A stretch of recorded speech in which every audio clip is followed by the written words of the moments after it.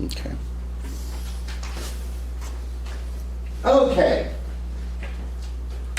Now guys, remember, pay attention this weekend. I'm going to send you another thought question tomorrow, as well as hopefully a review. I know that we are going to have a review on Monday for your midterm. That's going to be hopefully on Wednesday. It's going to be online.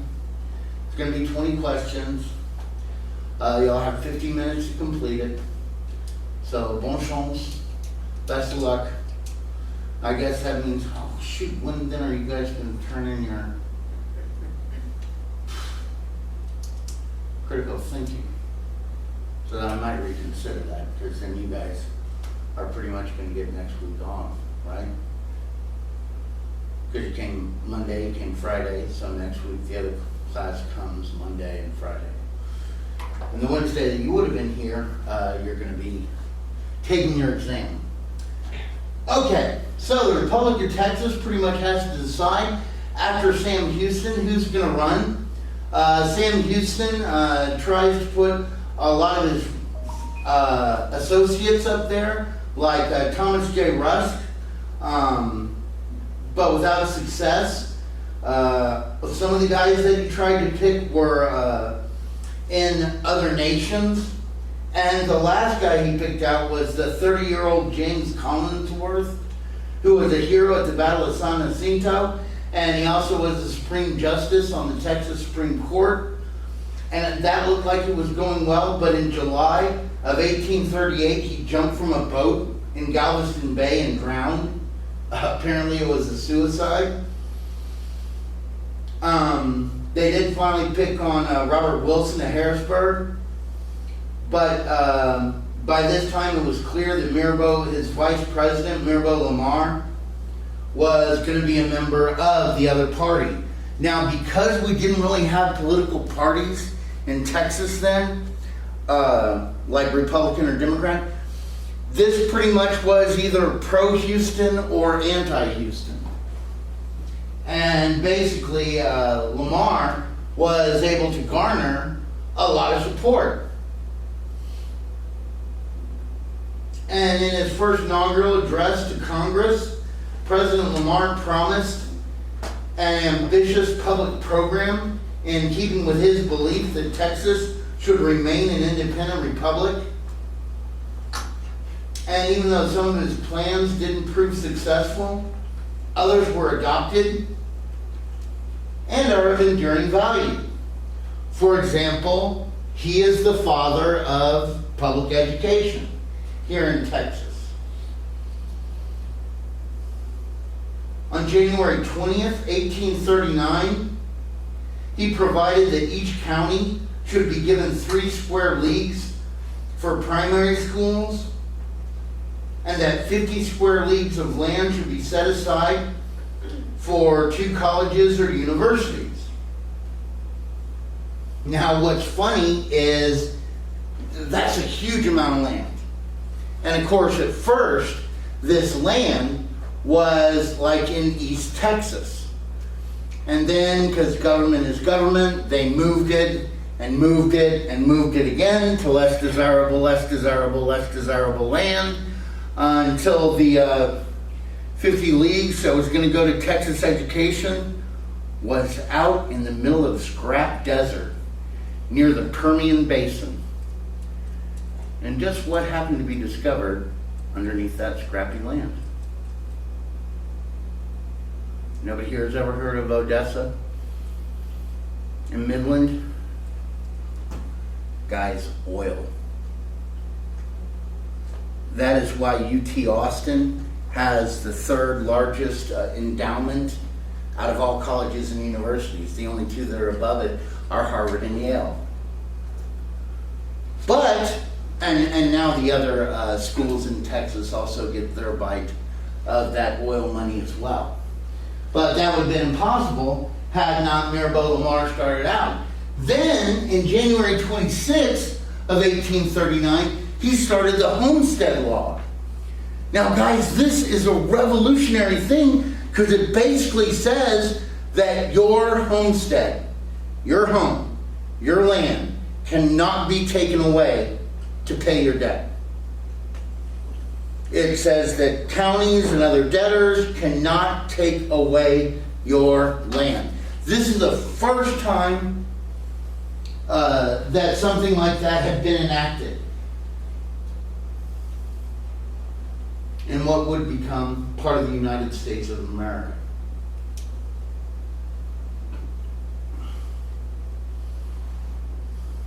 Everybody got it? Well, then we have to decide, where is our permanent capital going to be? When Texas first won her liberation, the capital was at Columbia.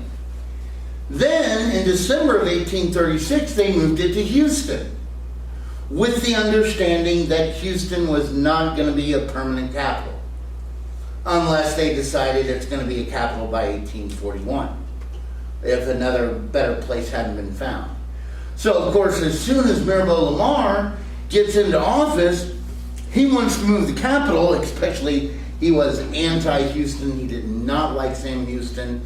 He thought that someplace out on the frontier between the old San Antonio Road that went from San Antonio to Nacogdoches, he thought that a site somewhere on that locale would be better. And guys, that was the frontier of Texas at that time. Well, by 1839, a commission he had set up discovered the town of Waterloo. Mirabeau Lamar went there, liked it, said that the state capital needed to be named after Stephen F. Austin. So that's why our capital is named Austin. And you know where our Capitol building is supposedly, where our Capitol building is? This is totally legend. I don't know if it's true at all. But because that's where a buffalo was that Mirabeau B. Lamar shot and killed. So legend says.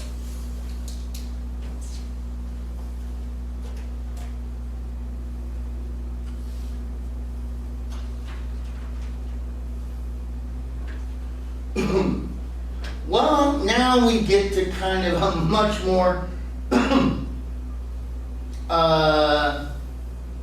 what would be a good word to call it?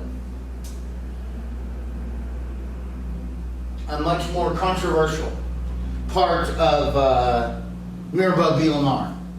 Basically, his Native American policy is in total opposition to Sam Houston's. And that we're not going to try to be nice, we're not going to try to make alliances. To Mirabeau Lamar, the only good Indian is a dead Indian.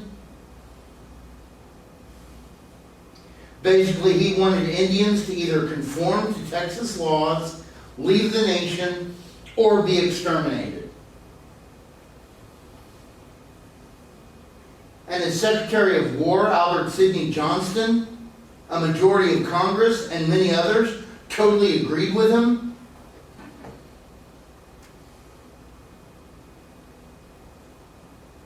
And urged an aggressive frontier policy.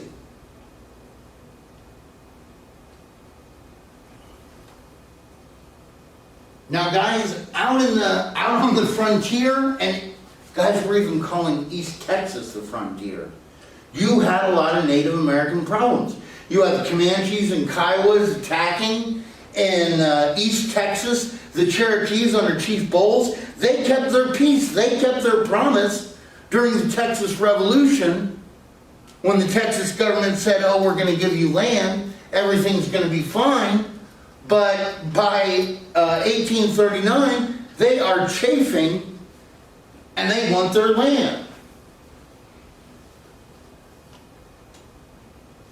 Well, basically, the Texas government, there have been papers that have been taken by a party of marauders near Austin in May of 1839 that convinced Lamar and his cabinet that the Cherokees were in treasonable correspondence with the Mexicans.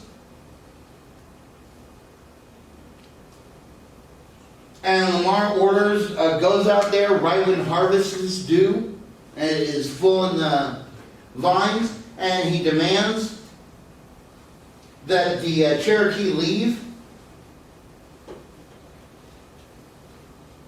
and he has with him an army of several hundred men.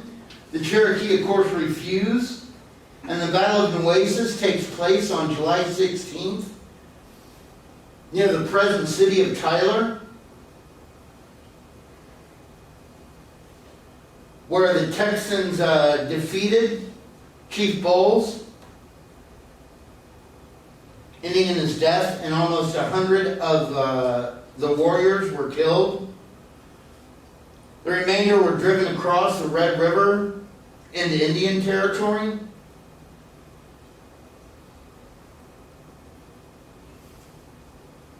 The Shawnee and other groups, they just picked up and walked on. They left. Meanwhile, the Alabama Coushatta, they played nice, and they were moved to other lands in Texas. Indeed, the Alabama Coushatta is one of only 4 Indian reservations that's in Texas, and it's located on the shores of Lake Livingston. And it's probably about 100 miles from Houston. Now, why don't the Alabama Coushatta put a casino on their lands? Because that would be a huge economic boom to that area. I mean, Lake Livingston, y'all haven't probably gone to Woodville. Hey! County seat of, I think, Wood County. Do you know why the Alabama Coushatta don't try to build a reservation on their land here in Texas? Because the Alabama Coushatta in Louisiana are making about $4 billion a year on their casinos, thanks to Texans. And they give their brethren here in Texas, they give them a little pay. Pay on the gun. You guys are okay, we'll take care of you.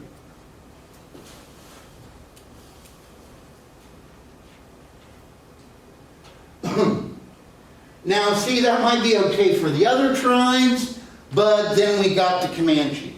And guys, the Comanche, they don't quit. Indeed, the Comanche was ranked the best light cavalry in the world in the 18th century. And these guys are here in Texas. Now, on February 14th, 1839, John H. Moore and 3 companies of soldiers engaged with the Cherokee at the Battle of San Saba, near the San Saba River.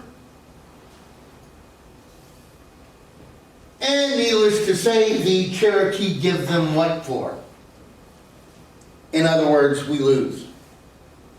But then, in 1840, a tribe of the Southern Comanche say, hey, let's have a peace deal.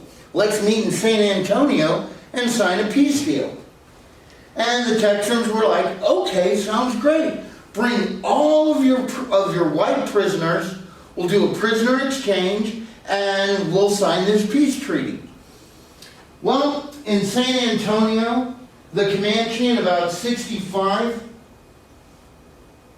of their men, women, and children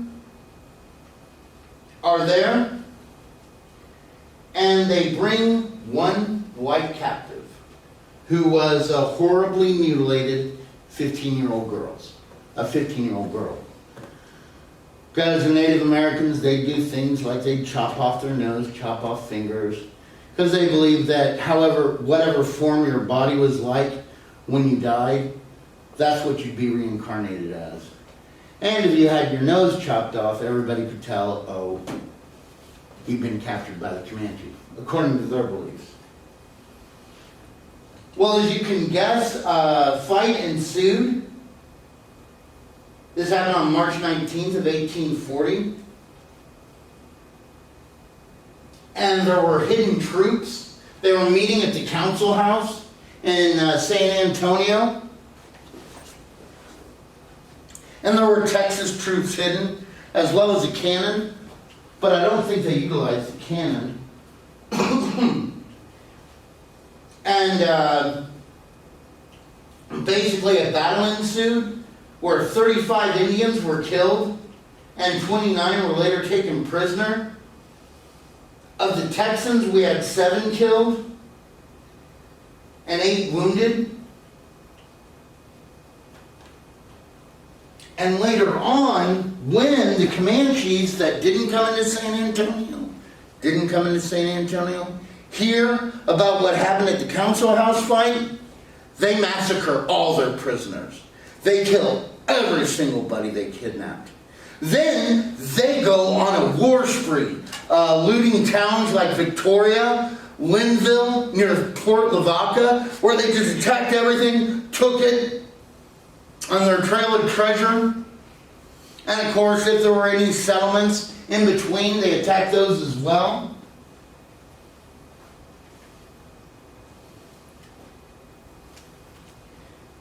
This kind of plague ended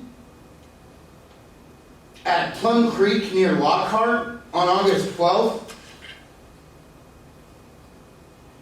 when a Texan force led by Edward Burleson, Felix Huston, and Ben McCullough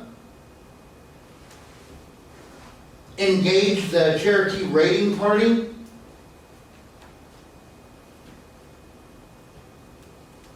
Where almost 100 Comanches were killed, but others escaped with most of their plunder.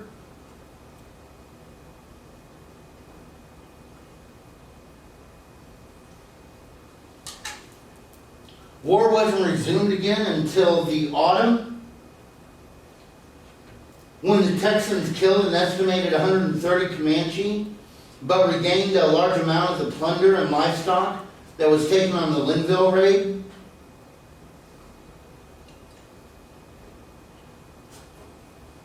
And by the end of 1840, Indian wars in Texas had practically ceased, but only until the end of the Republic. Then they'd be flaring up again. Ready?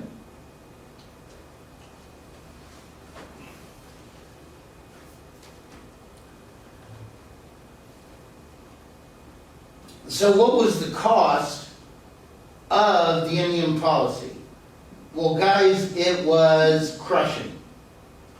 Lamar's Indian policy cost $2.5 million, the lives of several scores of Anglo-Americans, and a large number of Native Americans. Well, did we get anything good out of it? Well, yeah. It opened up land for settlement, and about the only thing Texas has had since Spain, since Mexico, since Anglo-Americans came over here, was land. That's the only way the state could get money. But I thought they were giving it away. Well, sometimes they were.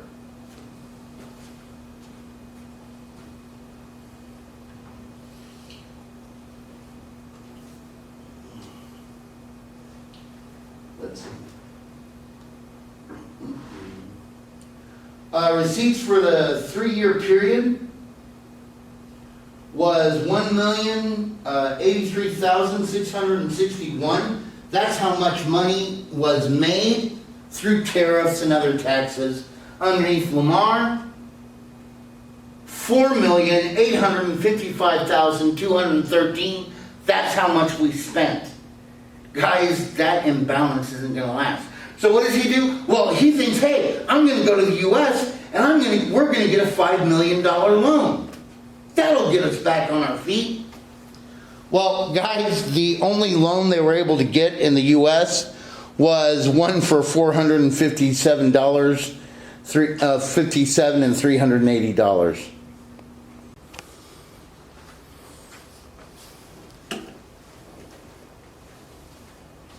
Well, then, if you're a government that can print money, some people just think, hey, well, let's just go ahead and print more money. And when Lamar first came into office, there was $800,000 worth of paper currency. Here in Texas, it was colored red, so they call it, that was the print that was used on the paper. So like in America, we called our dollar bills greenbacks. And in Texas, they called them redbacks. And underneath Houston and everything, they were worth about 80 to 85 cents for every U.S. dollar. So that's kind of compatible. Well, what does Mirabeau Lamar do? Mirabeau Lamar prints off 3,552,800 worth of new redbacks, and guys, the value of the redback plunges till by November of 1841, it's only worth 12 or 15 cents for every US dollar.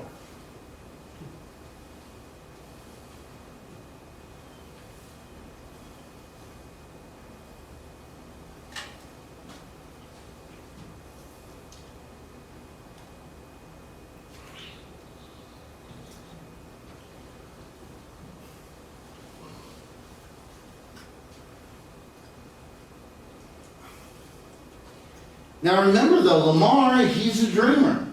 He dreams of Texas being an independent nation. So foreign affairs was always important to him. He wasn't seeking annexation to the United States. Rather, he was seeking recognition by other nations.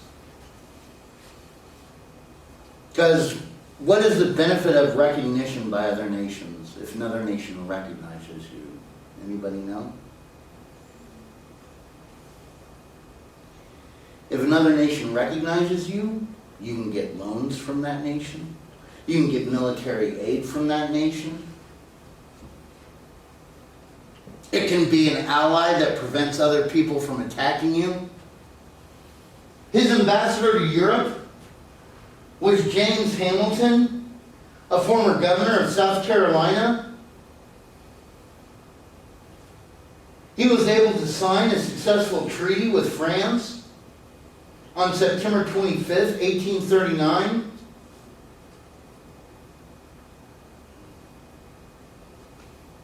And on September 18th, 1840, he signed a treaty with the Netherlands.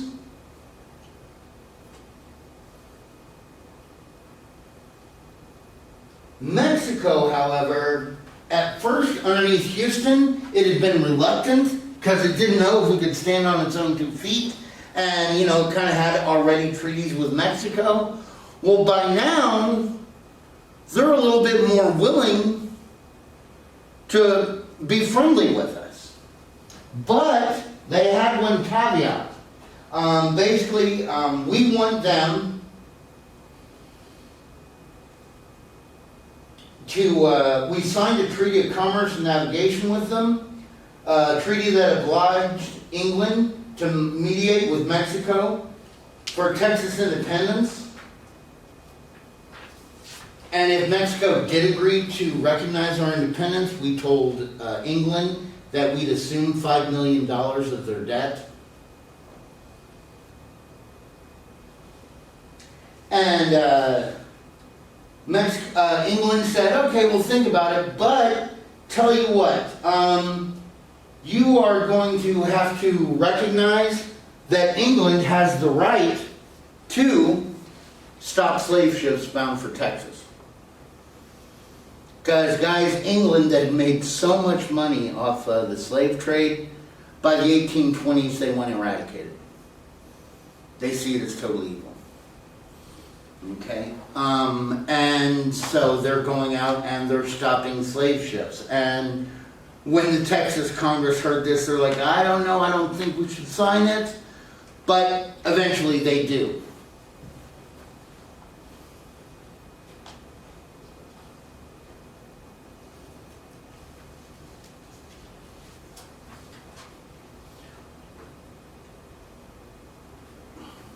Lamar is also kind of aggressive with Mexico. Indeed, in his first message to Congress, he stated if peace can only be obtained by the sword, let the sword do its work. But he knew that you can get more through diplomacy than you can with military action. So he did try to get some diplomatic agents to Mexico. And he tried to use both the United States and England to put pressure on Mexico to make peace with us. So Lamar's first representative he sent down there was Bernard B., who was to offer the Mexican government as much as $5 million if it would recognize Texas independence and the Rio Grande River as its southernmost boundary.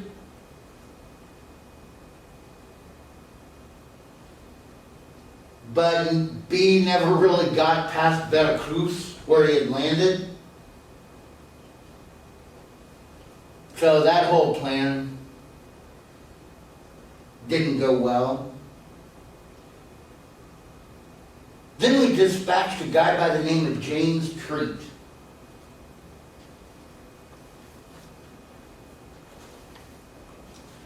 James Treat was a British soldier of fortune.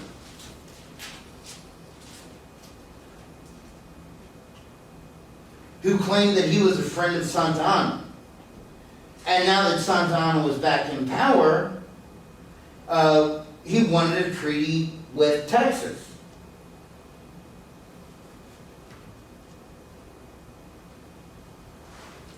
So Lamar sent Treat to Mexico City in November of 1839. And even though he stayed there in 2 months, he really didn't, 10 months, excuse me. His negotiations pretty much went nowhere.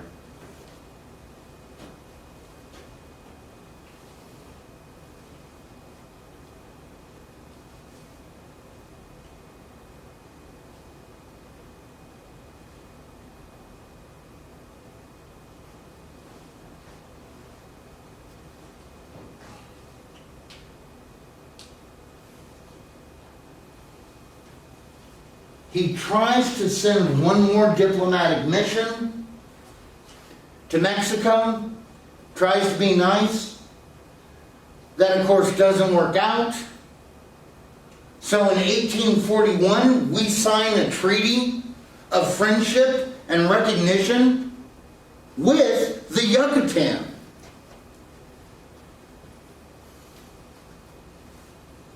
The Yucatan was one of the Mexican provinces that was revolting against Mexico. Now, is there any other Mexican province that revolted against Mexico? And one? Can anybody think of a Mexican province that revolted against Mexico and won? Sure. Yeah! Texas had done it. Now we were helping the Yucatan, and we were so lucky we made this, because one of the things that Lamar spent loads of money on was the military. Not only did he expand the army, he bought 6 little ships for our Navy, and the Yucatan paid us basically for our Navy to go protect them. So they basically helped pay for the cost of the Texas Navy.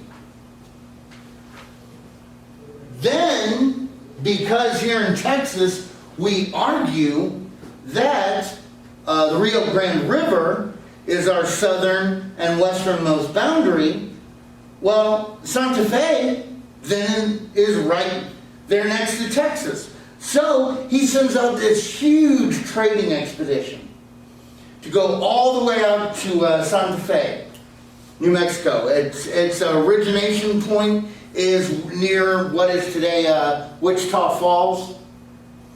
And so you have this huge caravan going out there.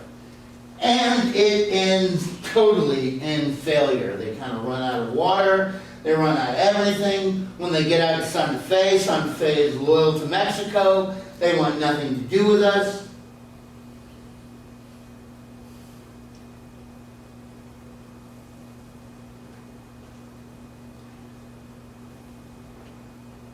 And pretty much the whole company was captured and taken prisoner, marched down to Mexico City. Most of the guys were released, but Jose Navarro, one of the signers of the Texas Declaration of Independence, because he had turned his back on Mexico, he's kept until 1848.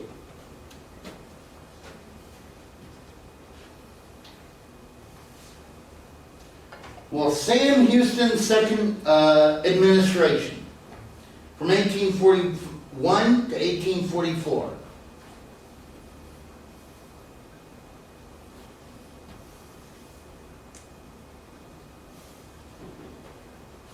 Basically, now we do kind of have political parties. There are the administrators and the opposition, or the administration and the opposition.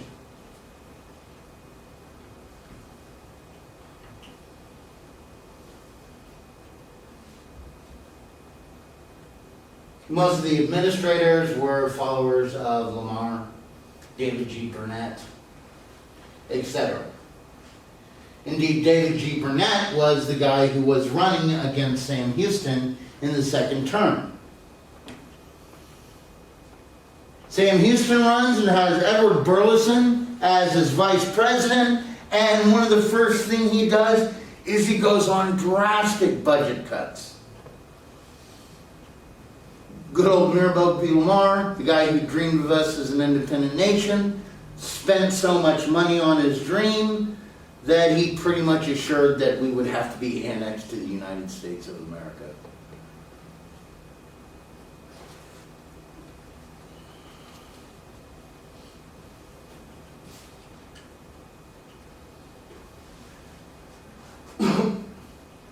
You had offices abolished, the number of clerks was reduced, salaries were lowered below a living wage in the government. Military expeditions after 1841 were confined to the maintenance of a few companies of rangers. Indeed, total expenditures for Houston's term of 3 years was only a little more than $500,000. And because they're being so frugal, Sam Houston wants to sell the Texas Navy because he says that's an expense we can't afford. Edwin Moore, who was the Commodore of the Texas Navy, says, I don't think so, I'm going to take these ships to New Orleans to get them repaired. Sam Houston responds by calling Edwin Moore a pirate.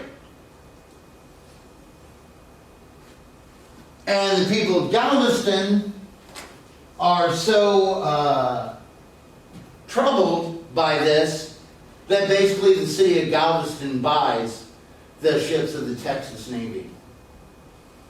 And it pretty much remains in dock until we become annexed to the United States and the ships of the Texas Navy become part of the U.S. Navy.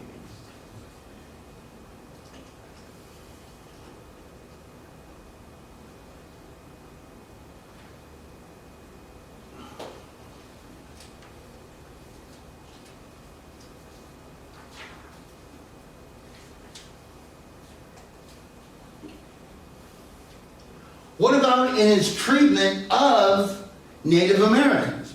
Well, Sam Houston had a very pacific Native policy. Pacific means peaceful. Remember, Sam Houston had once he was a Cherokee. He was adopted into the tribe.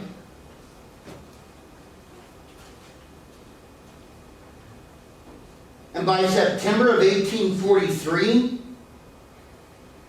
a treaty was signed at Bird's Fort with the Waco, Tawakanee, and other sedentary tribes.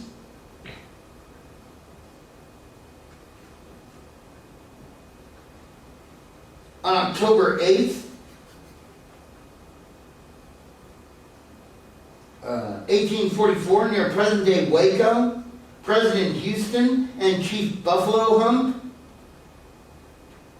representing the Pentecoa Comanches, signed the Treaty of Chinawaca Creek, providing for trade and friendship between the Comanches and us.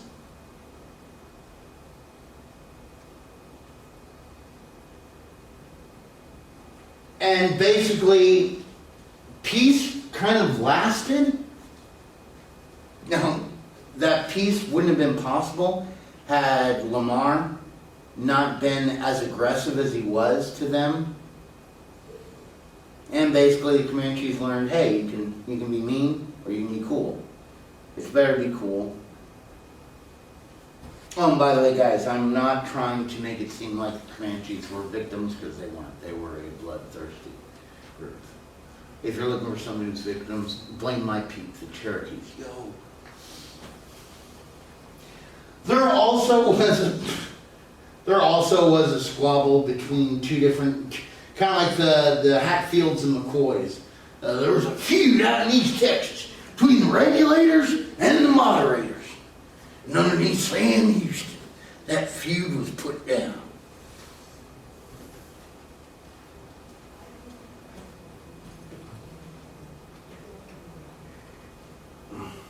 Oh, and by the way, this actually was a big deal because each side killed about 150 of the people on the other side. So this was kind of like a blood for blood for blood for blood for blood. That the peace between Hatfield and McCoys is kind of tenuous, but it was similar. All right, Houston and Mexico. Now, foreign affairs occupied much of the attention of Houston in his second administration. He had a lot of problems with Mexico, and perchance a lot of those problems was caused by Lamar's aggression against them.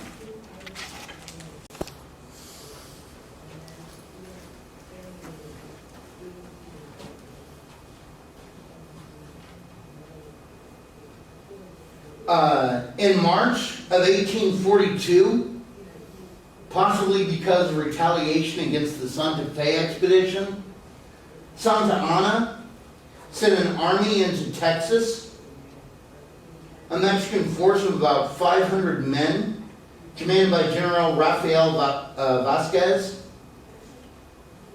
They were able to take San Antonio, Goliad, and Refugio. But after coming up here, taking over those towns, raising the Mexican flag, they left.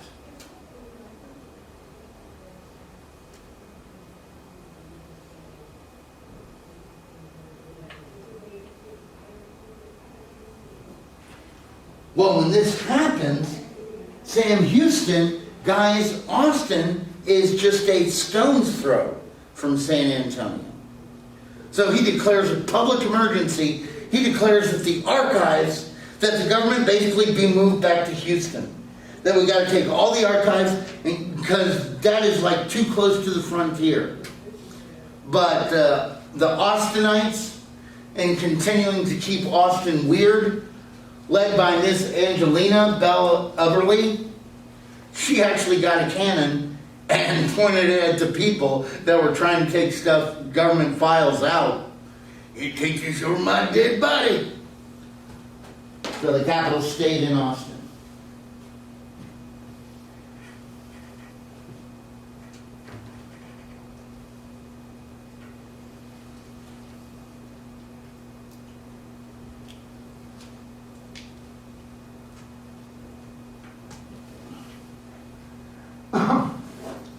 But Mexico, the whole deal between us and Mexico isn't over. You have militia forces rush to San Antonio. Texas, the Congress of Texas was so infuriated that they passed a bill where we would go to war with Mexico. Sam Houston responded by vetoing that bill.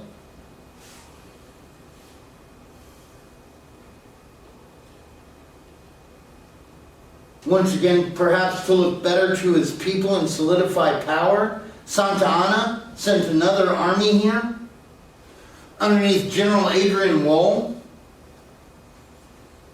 with 14,000 soldiers.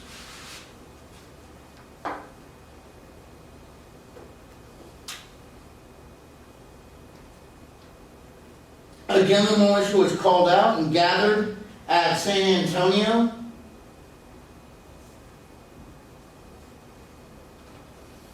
and you had one group underneath, excuse me, Captain Nicholas Dawson, who basically was light cavalry. And he was going, now it's so funny because this place used to be on the outskirts of San Antonio. Now it is like in the middle of Alamo Heights, which is a real nice area.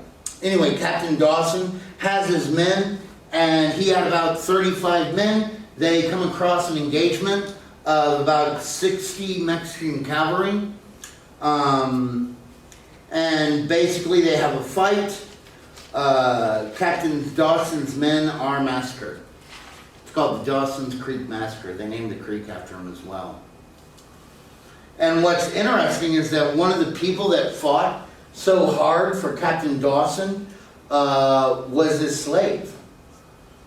How do we know this? Because the Mexican officer from his papers, he spoke of the heroism of that slave.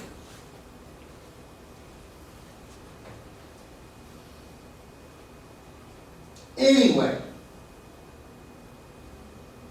Houston ordered the organization of an expedition to ensure that Mexican forces had been withdrawn, because basically, once again, just like last time, Mexico comes up here, takes over San Antonio, raises up the Mexican flag, then evacuates.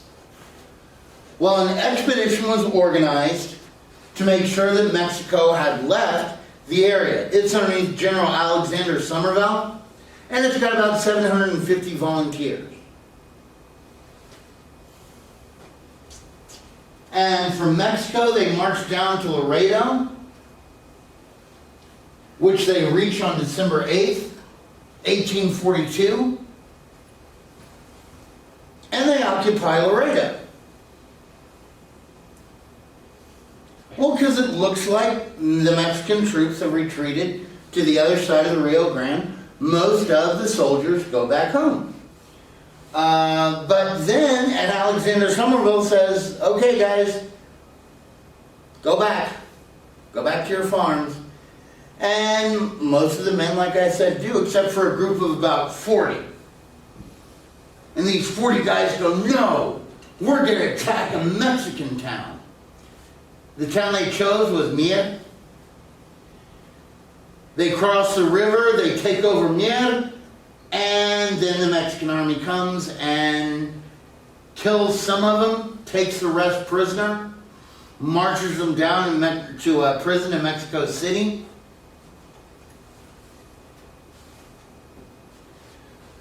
So basically Sam Houston then wants to go totally diplomatic and try to use like the governments of Great Britain, France, and the United States to require of Mexico either the recognition of independence of Texas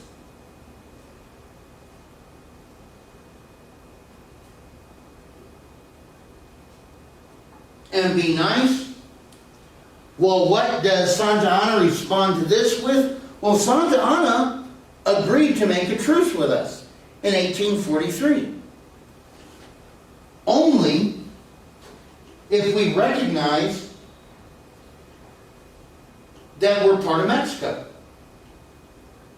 And of course, that didn't happen. But on June 14th, 1843, Sam Houston proclaimed, hey, Mexico, it's all right not to fight. Let's just have a truce. A ceasefire.